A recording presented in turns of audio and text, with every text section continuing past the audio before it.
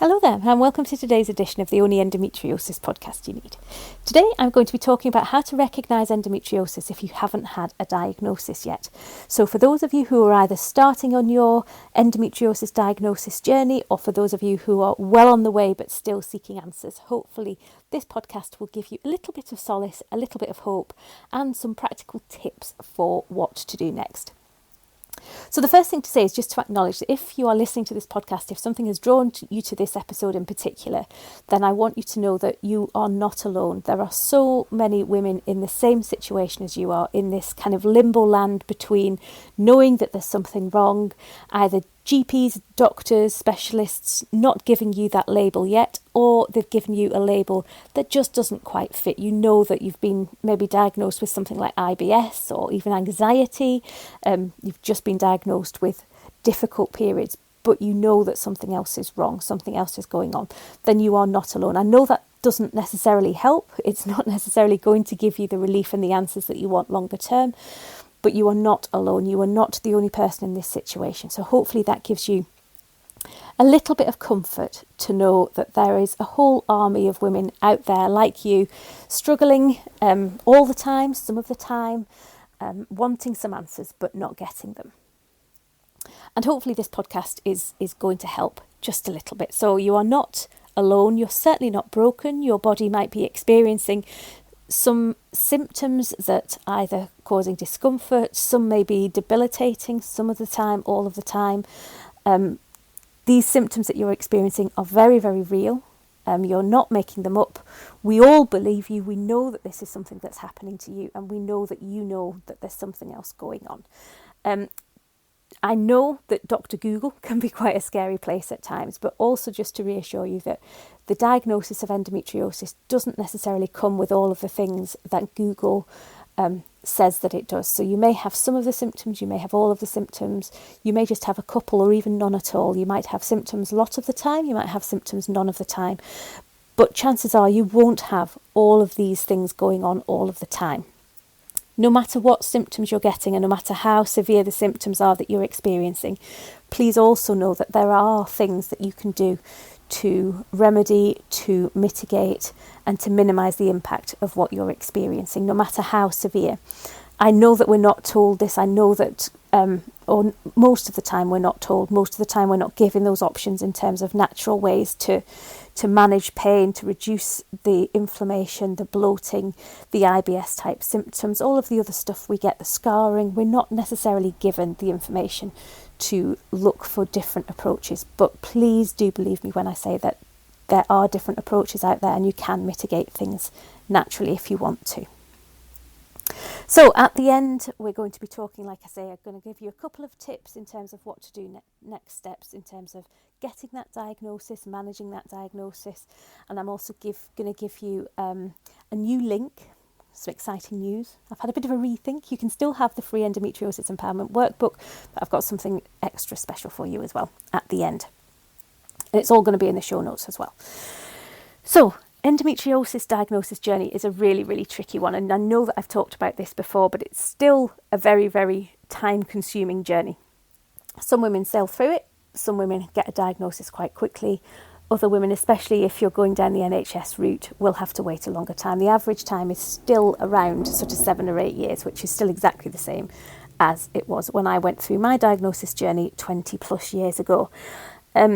Our symptoms often get dismissed, so like I've said, in terms of misrepresenting symptoms. So quite often in the early stages of our diagnosis journey, we can get misdiagnosed with things like pelvic floor dysfunction, IBS, fibroids, polycystic ovaries, anxiety, depression, even just dismissed as just heavy periods, just something normal, just something to get through. So quite often we put these hurdles in front of us that require a bit of time and a bit more investigation. Your body knows, you know yourself, and I know that if you're listening to this podcast, you will already assume, think, worry, whatever that word is, that you have endometriosis. But quite often in that diagnosis journey, we can get misrepresented, we can get misdiagnosed with these other things, which takes time to sort out. And in some cases, it's good to rule these things out. So if you have got a suspected IBS, it can be quite good to go down that route to either get help with the IBS type symptoms you're experiencing, or even just to rule it out. The frustrating thing is, for every diagnosis we get that's incorrect, we're putting off that endometriosis diagnosis that little bit longer. And I know how frustrating that can be. Often as well, even if there's no concrete diagnosis of endometriosis, we can have suspected diagnoses, and a lot of specialists will start to treat you as if you have that label of endo. So they will put you on contraceptive pills, they will put you on implants, they will try to treat the endometriosis without the diagnosis. And again, that's absolutely fine if that's what their advice is, if that's a route that you want to go down. I work in a way where you don't need that label, you don't need that category of endometriosis. We look at symptoms, we look at everything that's going on, and Western medicine sometimes does that as well. So you might not have your diagnosis of endometriosis, but you might have a specialist who's willing to treat the symptoms, treat the things that you are actually experiencing without that diagnosis. So quite often you can have things like the contraceptive pill, the coil, just to mask the endo symptoms, and quite often that works. I work with many women who have had these treatments. I myself had these treatments. Some of them worked, some of them didn't. All of them were temporary, but some of them worked and gave me relief for quite long periods of time. If you are experiencing that, if you are on these medications, if you are, quite often you can come to the end of a treatment program. So you can come to the end of the coil, for example, and the coil may well have helped you for X amount of years, and you're coming to a point where the coil needs to be changed, and you're worrying about next steps. You're also, if you haven't had that diagnosis of endometriosis, or maybe you have had that diagnosis because your symptoms have been masked, you're wondering if it's still there.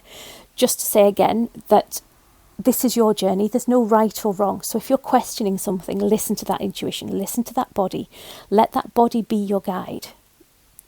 Give your body that strong voice to listen to it, to understand what it's telling you.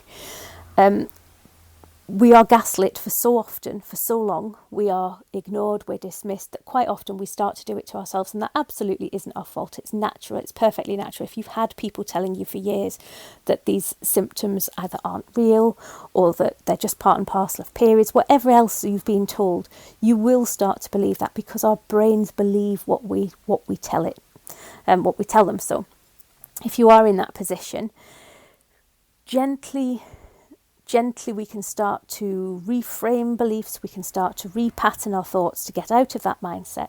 But just to know that isn't your fault, but just because it's your reality at the minute doesn't mean that it will be necessarily your reality going forward. So what to look out for if you have symptoms. Now, I'm going to put a massive caveat on this. No woman that I've worked with over the many years that I've been doing this has had the exact same symptoms show up in the exact same way. So what I'm going to talk about now is kind of the Dr. Google of what endometriosis symptoms are. So it's almost like a tick list of symptoms. Now, I'm willing to put money on the fact that if you're listening to this, and even if you're listening to this and you have your diagnosis of endo, you won't be ticking all of these boxes. So for those of you who don't have an endometriosis diagnosis yet, please don't think that you have to tick all of these boxes to get endometriosis diagnosis, to have endometriosis. Also, please don't think that you need to tick any of these boxes. Your endometriosis might show up completely differently. My endometriosis changes. It's certainly changed over the years. I've been managing it naturally for a long time. That doesn't mean it's gone. I still get symptoms. I still know it's there.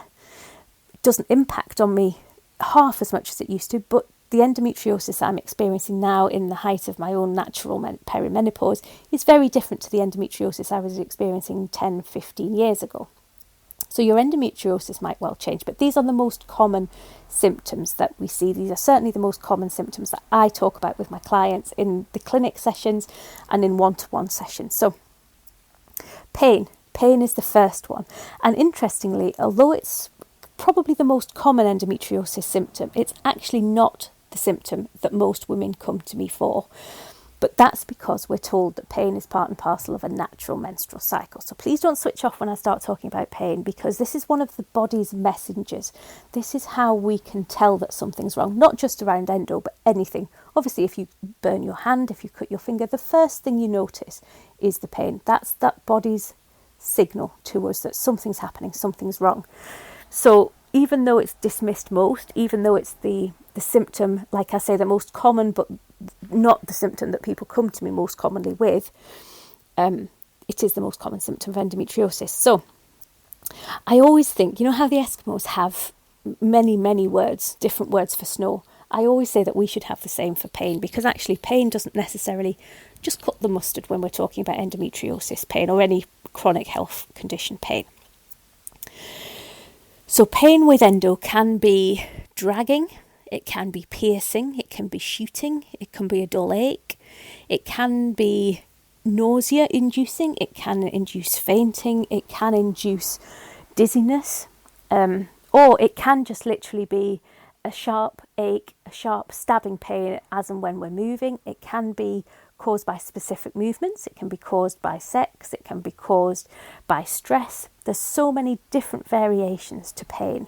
But the pain that we tend to see most commonly in endo is that dull ache around our womb or around our ovaries, in our lower back, even into our hips. And that's not necessarily the fact that you have endometriosis on your ovaries, on your hips, on your spine, wherever that pain is.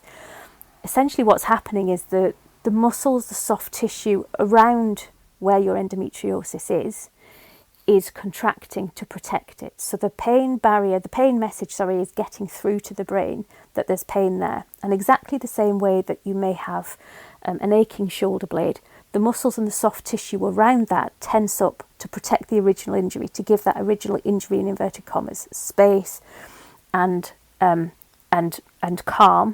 to heal itself. What happens then with your shoulder blade, if the shoulder blade doesn't ease itself quickly, then that pain and tension that's spread out starts to become an injury, in inverted commas, all of its own. And exactly the same is happening in our abdomen. Our abdomen is no different to any other part of our body. So if we start to think of that pain that we're seeing as a message exactly the same as we would see anywhere else in our body, that's exactly what's happening. So we have the site of the original pain, which will be your endometriosis, adhesion, lesion, whatever it is, cyst, whatever it is that's causing that initial pain. And then if that doesn't clear quickly, that initial pain, the soft tissue and the muscles around it will start to tense to protect it. Exactly the same in any other injury, in inverted commas. So we get a lot of pain, we get different types of pain. We can get different pain at different times of our cycle as well. So quite often you can have a little bit of pain around ovulation. I say a little bit of pain. You can actually, some women have a lot of pain around ovulation. Again, there's some kind of misconception around, if you'll pardon the pun, around ovulation. Ovulation can happen pretty much at any time of your period. It's less likely to happen in the very early days. It's less likely to happen in the very late stages of your menstrual cycle. But actually it can happen at pretty much any time in between there. I've worked with women who ovulate very early in their cycle, and I've worked with women who ovulate very late in their cycle. You can ovulate at different times from different ovaries as well. So it's not necessarily going to follow that if you get pain at ovulation, it's going to happen on day 14, even if you have a regular cycle, that it's going to happen on day 14 every month, every cycle, without fail. It could be happening on day 6, one cycle. It could be happening day, 26, the next cycle. It doesn't necessarily follow that it's going to happen the same day of the same cycle every single time. Going to the toilet can cause pain sometimes, especially if you have endometriosis on your bowel. But like I say, it doesn't necessarily follow that if you're experiencing pain when you go to the toilet, that you have endometriosis on your bowel or your bladder. What actually could be happening is that knock-on effect, that knock-on tension in the soft tissue and in the muscles. So please don't be concerned if you find yourself getting these pains. It doesn't necessarily follow that it means you've got endometriosis on these sites. It could be what we refer to as referred pain. Chronic pelvic pain as well. So it doesn't necessarily just happen when we're shedding, when our bleeding is happening. We can get that chronic pain any time, and that could be linked to your hormones, it could be linked to the siting of the endometriosis, it could be linked to that referred pain, it could be linked to that tension in the soft tissue and the surrounding muscles as well. But don't ignore this pain. I know it's easier said than done, especially when we're told that pain is normal, that pain is just part and parcel of a menstrual cycle, but pain is a message. So please do take note of the type of pain you're getting, the severity of the pain, and the time of your cycle. Even if you're not bleeding naturally, the time of your cycle, or the time of day of the month, the lunar cycle, whatever you want to track against it, just take note of it so you can start to see cycles, start to see patterns. So bleeding, now this is quite a difficult one. So quite often you'll read on Google or other places, I was going to say other search engines are available. I'm guessing they still are. It'd be really interesting to know if anybody uses any different Googles. Yeah, that just says everything really, doesn't it? So bleeding. So endometriosis can cause heavy bleeding. You can see a lot of clots with endometriosis, but not necessarily. If you've got adenomyosis as well, then that can really cause heavy bleeding. You can see a lot of heavy bleeding, unpredictable bleeding, bleeding between periods, spotting mid-cycle, spotting after sexual intercourse.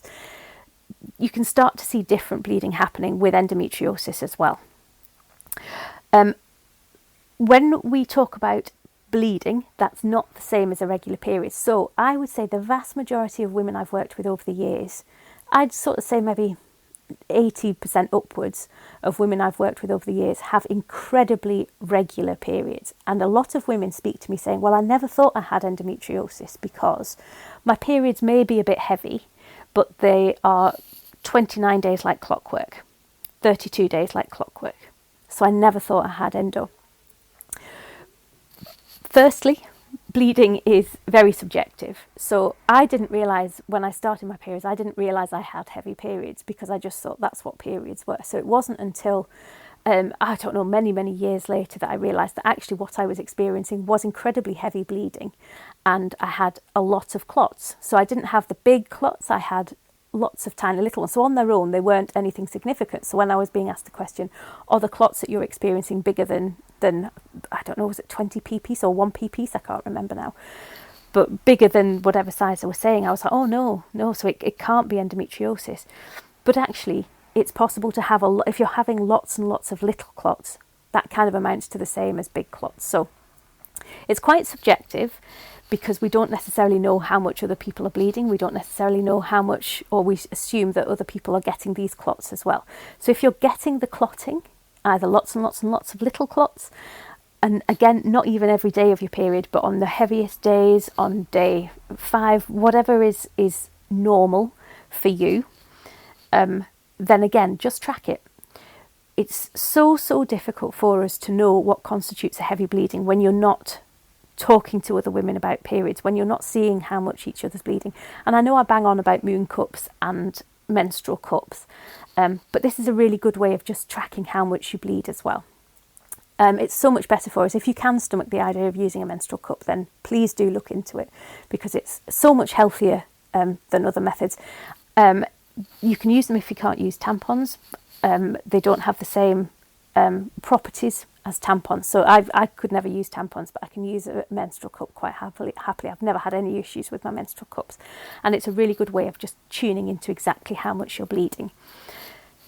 Like I say, it's really, really difficult to gauge whether your bleeding is heavy or not. But essentially, if you're using pads and you're having, and again, this is difficult because different pads have different absorbency levels and different makes have different absorbency levels. But if you're having to change your pads more frequently than sort of an hour and a half, 2 hours, that's definitely very heavy bleeding. I would say if you're changing more than sort of 3 or 4 hours consistently, then that's really heavy periods as well. But again, it's very subjective. So bloating, do you get extended belly at any time? So be that around ovulation, just before menstruation, the time of menstruation, randomly.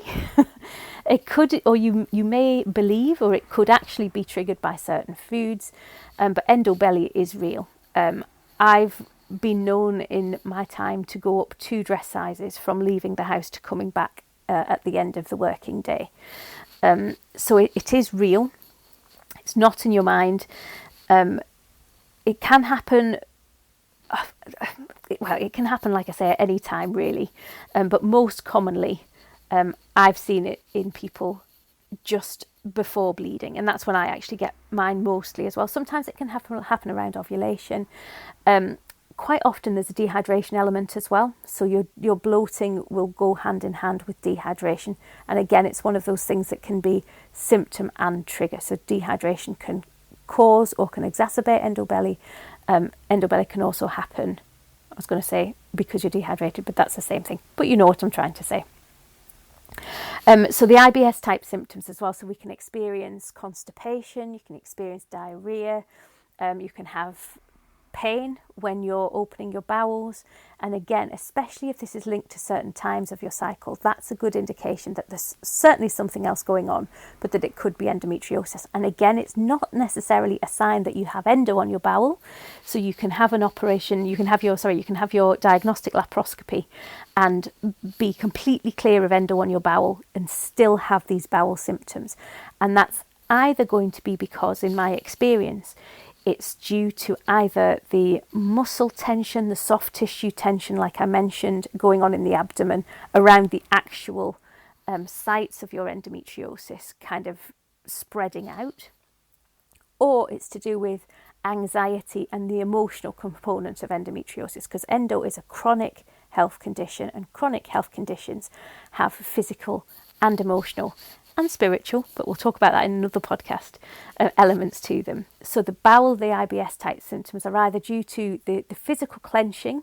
You can have endo on your bowel, but it doesn't necessarily follow that if you do have pain, you've got endo sited on your bowel. It can be because of, like I say, that referred pain, that muscle tension, that soft tissue tension impacting on the movement of your bowel, or the emotional component. And the same with when you go for a wee as well, exactly the same concept around your bladder. It doesn't necessarily mean you've got endometriosis on your bladder. It could be the muscle tension, the soft tissue tension, or the anxiety that also causes almost like UTI type symptoms as well as your IBS. So the other symptoms as well, and these tend to be the reasons why women come to me more. Sometimes it's the bleeding. Like I say, it's never usually the pain. Sometimes it's the bleeding. More often than not, it's actually the fatigue that women come to see me because they just can't, or they feel as if they just can't function. And I must admit, this is the symptom that I never really... So I used to get fatigue. I used to get tired.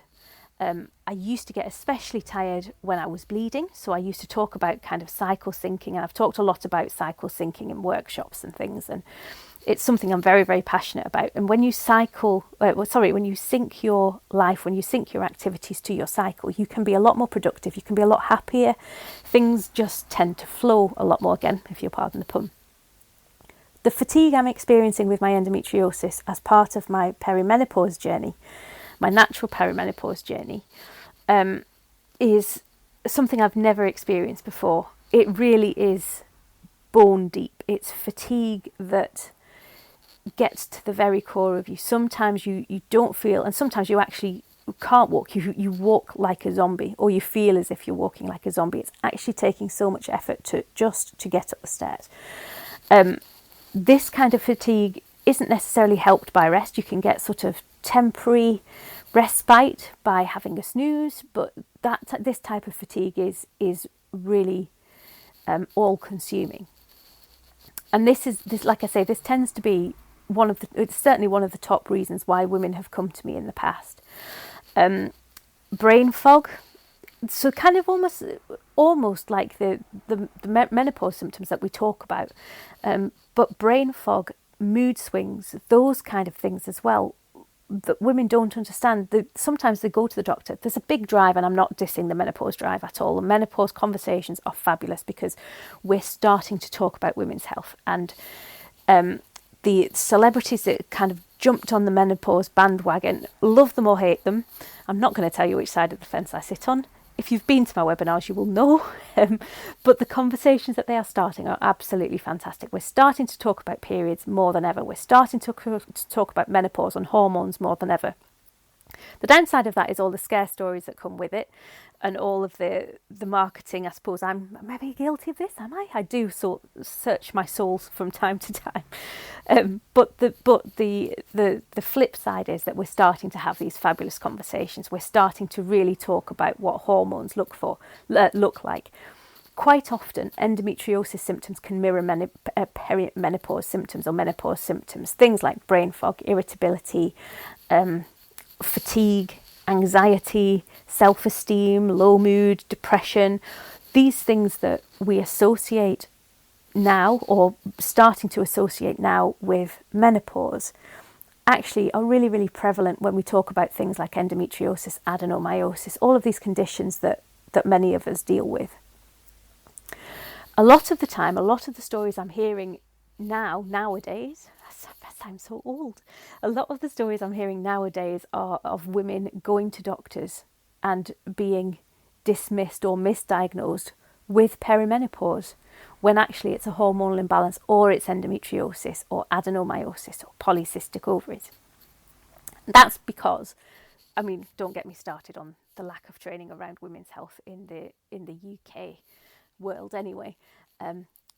But again, at least we're being misdiagnosed with a women's health issue. The scary thing is how we medicate it, but again, that's a whole different podcast.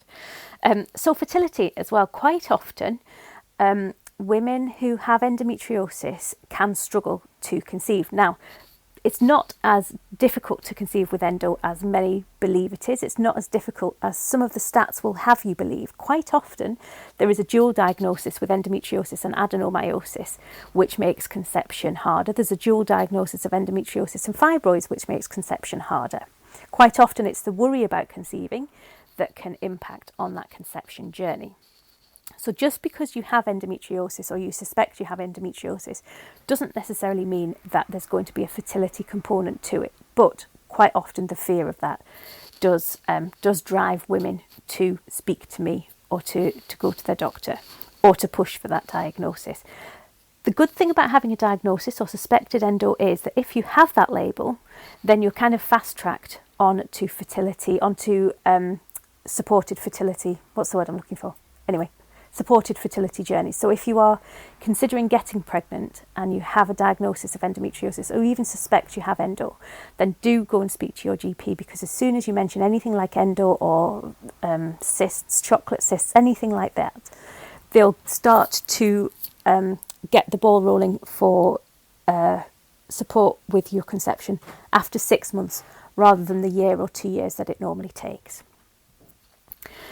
So just to say, if you're not certain you've got endometriosis, if you're struggling to get your diagnosis, please don't give up, but please don't despair either. I said that I'd give you some tips. My top tip, as you will have heard me say so many times, track everything. The more information you track, the more power you have, because you understand your body, you understand what your body's messages are telling you, you understand what your body is saying to you. It arms you with stats to go to the doctor as well. So when you go and see your GP or you go and see your specialist, you can physically show the impact that your symptoms are having, the patterns that you're seeing with your symptoms, and it gives you an irrefutable history, an irrefutable picture of what your menstrual health is like. So even if you know that something doesn't feel right, you know your body. We're so disconnected from our body, from our menstrual cycle in this day and age. But if something is telling you, if you're listening to this podcast because you think you might have endometriosis, listen to that voice. It might not be endo, but that voice that's telling you that there's something else going on, listen to that voice, listen to what it's saying. Once you can connect the dots by tracking things, that voice will make more sense.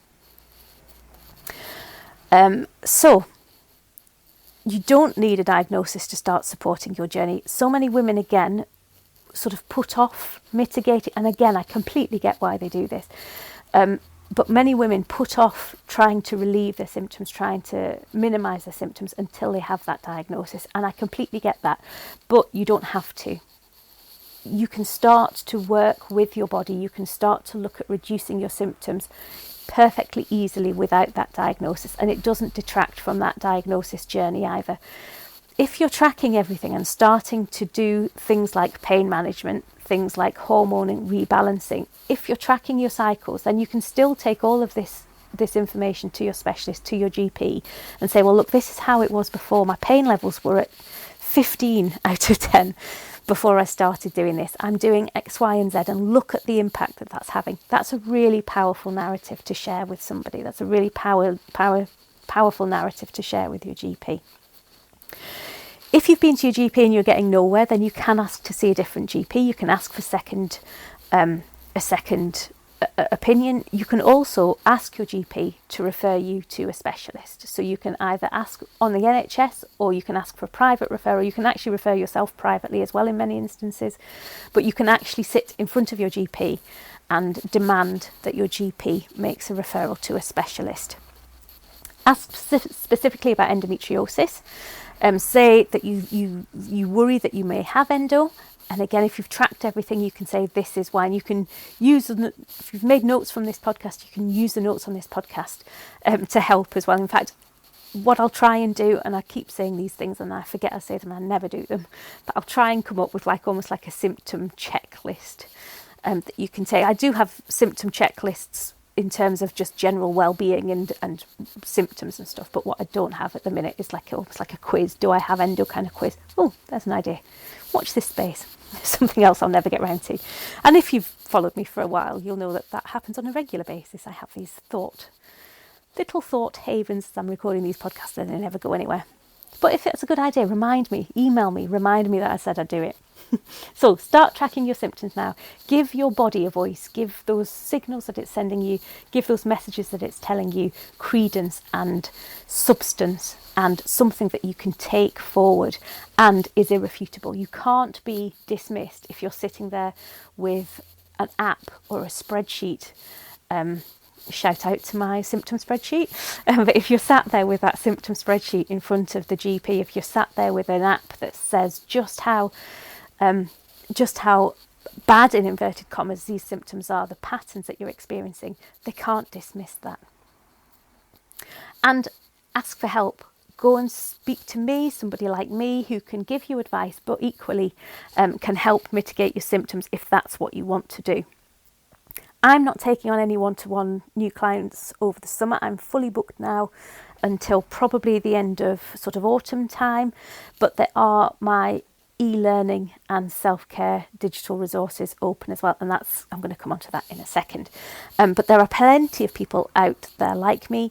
If you want to chat, then drop me an email or book in for a discovery call. I've put it as it's called a corporate discovery call because I tend to use them for my corporate clients. But if you're listening to this and sorry, I've just been disrupted by the cat. Scared the life out of me. If you're listening to this and you want a backdoor way of speaking to me, then book a discovery call or just drop me an email. I will respond to the email, or I'll just give you a quick ring when I'm doing something else. So if you're not bothered about it actually being a proper paid for consultation, if you just want to chat, then I'm more than happy to do that when I'm driving or when I'm doing the dishes or pottering around the house. So don't wait for permission. Closing messages, don't wait for permission from your GP or your specialist to start this healing process, to start believing that you have endo, to start treating your body as if you do have endo. You don't need permission to do that. Trust your experience, trust that voice, trust that thing, whatever it is that's telling you that there's something going on, and start, if you want to mitigate, relieve, whatever level you want to, but start tackling your symptoms to whatever level you want to. On that note, as a podcast listener, you are still invited to download your free endometriosis empowerment workbook. That's actually something that I offer for free for my webinar attendees as well. So what I'm doing now, if just for the podcast listeners, I am going to, hopefully, again, by the time this podcast is live, if it's live, it will be in the show notes. If not, check out the next session.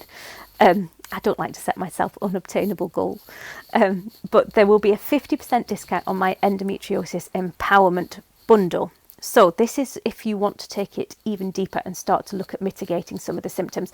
It doesn't go as deep as my actual self-treatment protocol. So it's not going to go in massive detail around your triggers.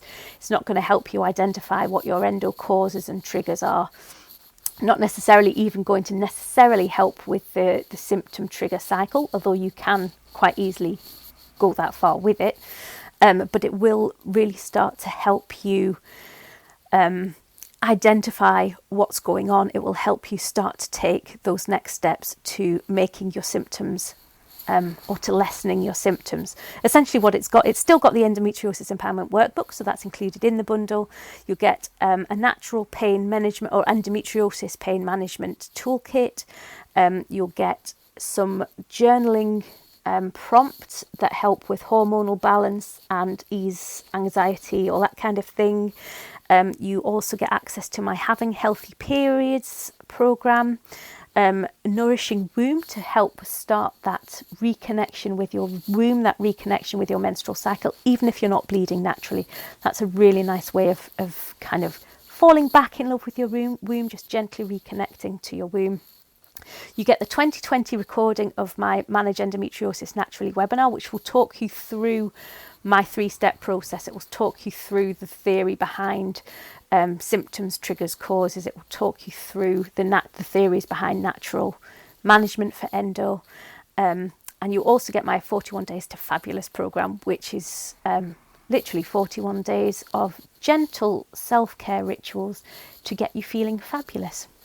You get all of that and a companion guide just to talk you through exactly which one of those is which and how to get the best out of the bundle. And for podcast listeners, you're going to get 50% off. So providing I remember to do it before this goes live, in the session notes you will find the link just to claim the free workbook. So the workbook itself is worth £15, but you get that for free. You can just stop there, or if you want to go that little bit deeper, there will also be the link to claim the 50% off the empowerment bundle as well. Or you can just ignore all of that and just continue to listen to the podcast. You're very, very welcome either way. Wherever you are on your endometriosis journey, I wish you every health, every happiness, and until next time, please do take care.